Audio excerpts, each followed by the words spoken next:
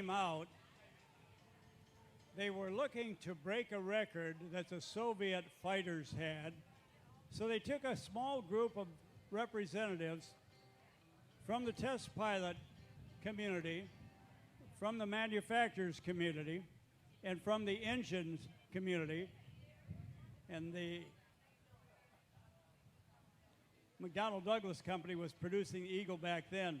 They went in the middle of winter to Grand Forks, North Dakota.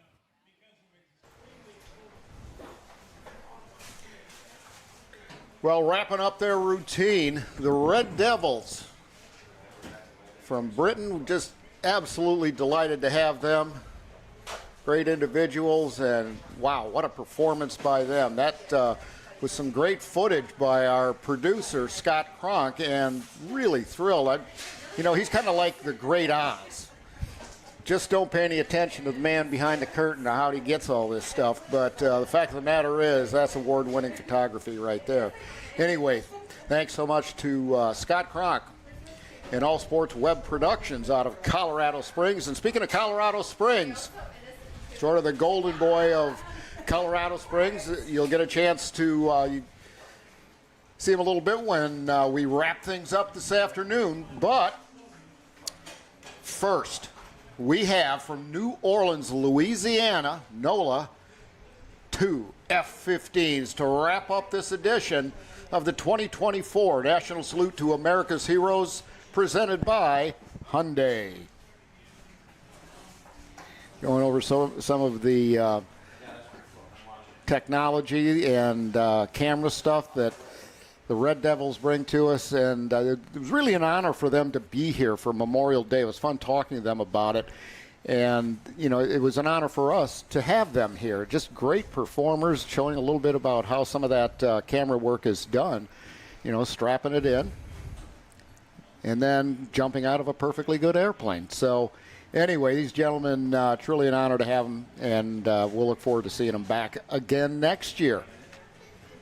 You know, Mark, that was my thought. Is we talked about teamwork this weekend and how when we're dedicated to service, we're dedicated to the special event of a Memorial Day, to have one large team all working together to achieve the goal. And in this case, it's an ally. It's our longest standing ally, and so grateful that they can come all the way over from another country to celebrate our special patriotic day. And there are the 4 F-15 Eagles from New Orleans Air National Guard, NOLA, the Bayou Militia. Well, that's the first one I haven't heard that one before, but we are blessed to have Bondo Costello, former F-15 fighter pilot, also the F-22 Raptor, and there they go.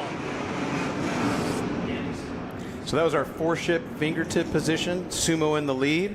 He has Po' Boy, he's got Ronaldo, and FNG Weber are all a part of this 4-ship formation today. They are so thrilled to be here. We've been talking to them this weekend. I tell you what, true American heroes, patriots, flying, you know, just an absolutely incredible aircraft. 104-0 kill ratio, 104 aerial combat wins, 0 losses throughout the history of the F-15 Eagle. Wow, that is so impressive. And twin engines. Tell us a little bit about the plane itself. Oh, I'd love to. You speak of the engines. Those things are absolute powerhouses. So they're made by Pratt & Whitney. It's the F-100 design. They've improved over the years from the Dash 100 to the Dash 220, and in some airplanes the Dash 229. But you're looking at least 24,000 pounds of thrust per engine. Oh, man. That is absolutely unbelievable. Truly a rocket ship between you. Kicking in those after. Oh. There we go. There we go. Flirting with the speed of sound right there was Sumo as he led the 4-ship formation by here over Miami Beach. There goes number 2. And it's the sound of freedom. There's oh, wow. These guys are lighting it up.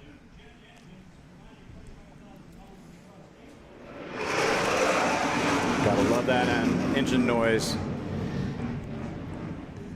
Yep, the biggest challenge at this point is to actually make sure they are keeping an eye like a hawk on their Mach indicator, making sure that they are not hitting that 1.0 or above. In fact, anything more than about 0.97 is just a little bit too close, flirting with the speed of sound. Well, it's funny because I shouldn't use the word funny, but you're talking about certain parts of the plane actually can go above the speed of sound while the plane itself. And is that because of the aerodynamics, you know, as it goes over a bubble, it goes I don't want to say wind, but the air goes faster in some parts of the plane than others. You nailed it. That was a perfect explanation. That's exactly what happens aerodynamically on the airplane, which is why you need to stay just a little bit below the actual 1.0 Mach. Look at that. We've got some great separation of the moisture in the air. And then as soon as you add just a little bit of G, you know, he rolled the bank and he starts to pull a little bit in that turn. As soon as you add that bank, you're creating even more separation, more turbulence, if you will, of that airflow over the wings and creating those beautiful wispies that we all love to see. Just makes you thankful that I'm out on the receiving end of these guys out on the battlefield somewhere. I mean, that, oh, man. Well, you know, this aircraft was designed from the very beginning to be the air superiority, air dominance warrior for decades, and that's exactly what it's been. These guys are a master at one thing, and that's owning the sky. Making sure that sky is clear of any potential enemy threat so that other air forces, other packages of all the different forms of folks that you've seen flying today from all the different services can do their mission unmolested by enemy air, so that our ground troops can do their job without the risk or fear of being bombed by the enemy. So we take it very seriously to keep our skies clean and clear so that everyone else can do their job.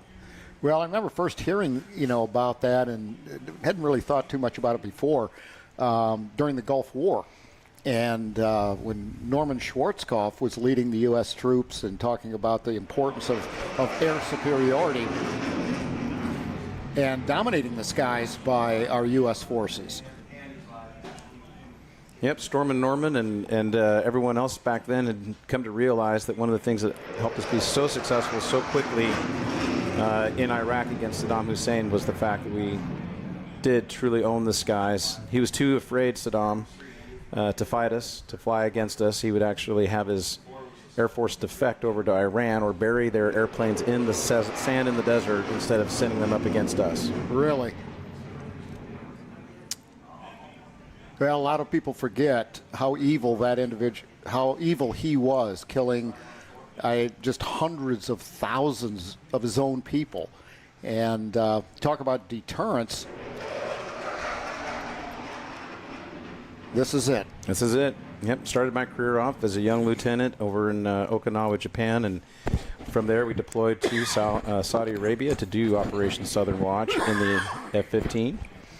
That must have been a thrill. It was a thrill. It was a thrill to again, own the skies, keep the skies clear for all the rest of our coalition forces, our allies like the Brits that they were doing their flying, and the French and so many others that were helping us in that endeavor back then. All of our services, platforms, keeping those platforms safe, being able to also keep Saddam's, the people of Iraq safe against the wrath of that dictator. All right, another great shot of all that moisture separation around the airplane. Oh, jeez, that is unbelievable. So pretty. Almost like a plume there that when it dissipated, that was pretty cool. Yes. Oh boy, these guys are lighting it up with these afterburners. I think they want to make sure that Miami Beach remembers this air show this weekend, and we have their full attention. Yeah, I think so. Well, it's been really, really fun, Bondo, out in the community and how much support and appreciation the citizens. And I just did an interview with the mayor of Miami Beach, and he is a law and order mayor, And part of that is similar to what we're seeing here, show of force. Sure. And that's the best deterrent there is. Absolutely right. And like you said, patriotic town. We were out at dinner last night after the air show, and right there on Ocean Boulevard, watched the U.S. Air Force drill team walk by after they had finished a performance, and they were just walking back to their hotel. But the whole crowd that was sitting out on the curb there having their dinner, and line after line of restaurants just started giving them just heartfelt applause. Really? To say thank you, just as they walked by, just in uniform, and really felt good to see the patriotism of this beautiful town. Oh, there we go. I think they're starting to get a little bolder. Yeah, it sure looks like it. I mean, it's just a thrill. I can't get enough of that. It just absolutely thrills me to death to watch this.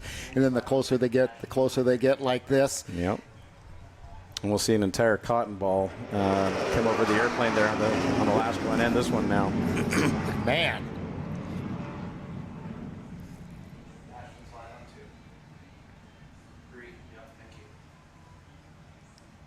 The F-15, do they call it a Strike Eagle, or is it just the F-15 Eagle? So this one is the F-15 Eagle. This is the C model, single seat. We call it the light gray because the paint job is actually a lighter gray color. Okay. And again, this is primarily, or 100%, an air-to-air platform. The F-15E model is called the Strike Eagle, and that one we affectionately call the dark gray because it does have a darker gray paint scheme to it. So all of those are 2 seats.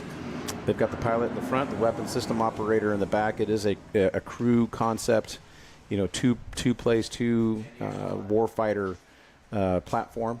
Both people are necessary to do the full range of employment that's necessary in that platform. And as the name implies, its design is to primarily do the strike role. Okay.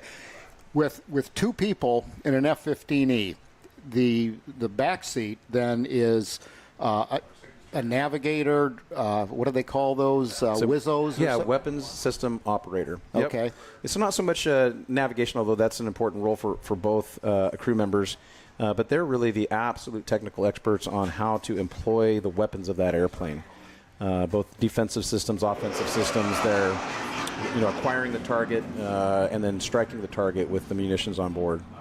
Meanwhile, the pilot is obviously flying the aircrafts, as efficiently, effectively as possible, oftentimes in a very contested environment. And if they got into the dogfight, now you're leaving it up to the front seater, the pilot, to do the job of winning that dogfight. I mean, it is such serious stuff, but it's such a thrill to watch this. It just makes you feel good about writing that check on April 15th. This is the point. We want to show everyone where the taxpayer dollars go and why it's important to continue to support the men and women of the U.S. military. Well, and I think so much in society today, so many people take that freedom and the things that they can do for granted. And freedom isn't free. It costs. It costs American lives and our allies' lives. But the fact of the matter is, you have to pay for that, and deterrence is the best way. But you have to be able to use that resource to deter the enemy. You can have a resource, but if you don't use it when needed, then you're one down. That's absolutely right. We'd much rather have peace through strength, as the old saying goes, and not actually have to use in aggression, in anger, these incredible weapon systems, because if they're strong enough, it'll deter the adversary. And I think that's one of the best statements right there, honoring their sacrifice, the meaning of Memorial Day, and the reason that we're here in Miami Beach celebrating and honoring their sacrifice. Mark, as a retired fighter pilot, I really want to make sure that I say this.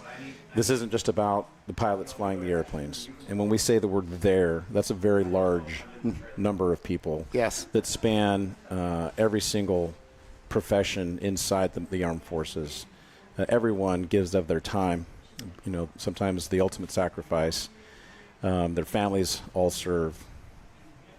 So having everybody that is a part of the armed forces is really what we're talking about when we say there. pilots have the honor of showcasing, the loud instruments of warfare, but it takes an enormous team to pull all of this together.